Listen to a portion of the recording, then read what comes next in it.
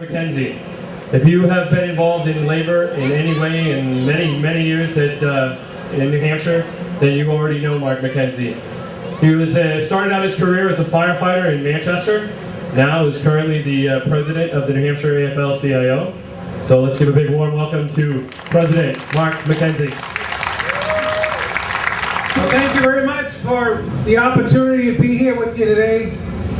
I see a lot of friends, and I see a lot of members of organized labor who are here, who are joined together with community partners and representatives, elected representatives of the state legislature.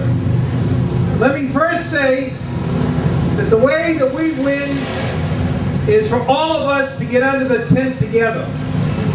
The way that labor is going to be successful in the years to come is for working men and women to join hands with activists and people who care about the labor movement, to join hands with the religious community who cares about the labor movement, to join hands with our friends in the political environment who care about the labor movement, and to join together in one voice and say workers matter, dignity matters, respect matters, being together matters, and moving the agenda that helps all working people matters. That's how we're going to take back this country, and that's how we're going to take back the state of New Hampshire.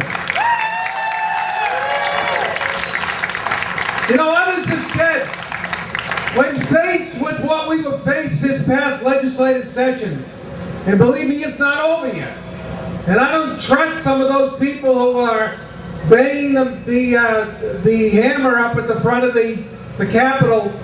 I don't trust some of those people like Mr. Bill O'Brien, who has really put working men and women through the ringer through this entire legislative session. But I can tell you this, that we have not at any time backed down, stood down, walked away. We've been intimidated and pushed and thrown out and yelled at and intimidated, and we've stood our ground. And labor should be proud that we stood our ground. And the religious community was there with us, and they stood their ground. And those people from the community stood their ground. And the difference today is that we are on the verge of one of the best efforts I've seen from organized labor in all the years that I've been there.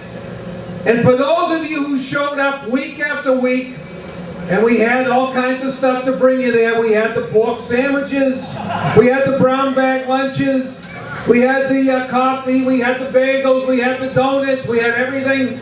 But what we did, what the most important thing we had, was people who cared about what was going on in that State House.